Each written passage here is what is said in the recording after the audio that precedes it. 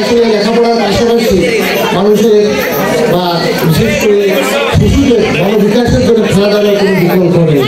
তো খেলাধুলার এই খেলাধুলার জন্য আমাদের মাঠের প্রয়োজন বিভিন্ন জায়গায়। মাঠ যদি না থাকে বাচ্চারা খেলবে কোথায়? কাটাবাড়ি ক্লাবের সঙ্গে জড়িত এই এলাকার কোনো ছেলে, আবারও আমি কথা বলছি, কোনো ছেলে যদি লেখাপড়ায় অবস্ট্রাকশন হয় মানির কারণে অথবা খেলাধুলা করতে না পারে, যতটুকু পারি আমি কোঅপারেশন করব।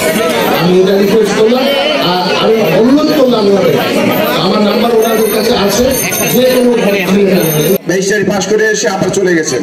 ওই যে গেছেন 17 থেকে 18 বছর অপরাধ তারেক রহমানের লিগ্যাল অ্যাডভাইজার হিসেবে ছিলেন বলে তাকে আসতে দেওয়া হয়নি। নতুন প্রজন্ম এই মোবাইলে আসক্ত না হয়ে খেলার মাঠে আসুক। আমাদের নতুন প্রজন্মের সামনের যে ভবিষ্যৎ, সেই ভবিষ্যৎটা অপেক্ষা করছে।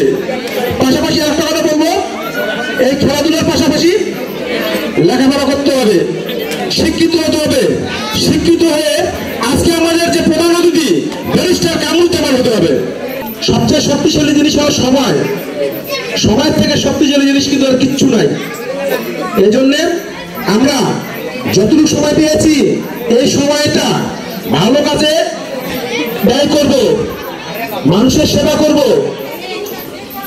সমাজের যত উন্নয়ন কাজ আছে সেগুলি করার চেষ্টা করব। আমাদেরকে এই স্বৈরাচারী সরকারের যারা দোষর পিঠোয়া বাহিনী ছিল, খেলতে গেলেও সেখানে নাকি 4 জনের বেশি 3 জনের বেশি উপস্থিত হওয়া যাবে না।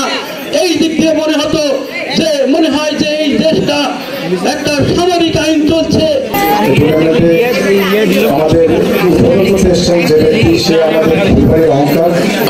আর যারা আয়োজন করেছেন, যারা আমাদেরকে এখানে ইনভাইট করেছেন, তাদেরকে আমরা ধন্যবাদ জানাচ্ছি।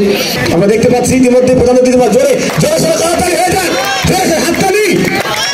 হ্যাঁ, আমরা দেখতে পাচ্ছি ইতিমধ্যেই যে ব্যক্তিটির ওনার মূল্যবান সময় নষ্ট করে আজকে আমাদের মাঝে যোগ দিয়েছেন, তিনি হচ্ছেন এই ব্যাডমিন্টন টুর্নামেন্টের মধ্যমণি, সহসভাপতি যুক্তরাজ্য বিএনপি ও লিগ্যাল অ্যাডভাইজার জনাব ব্যারিস্টার AKM কামরুজ্জামান মহোদয় এই খেলা শিব উদ্বোধন করছেন।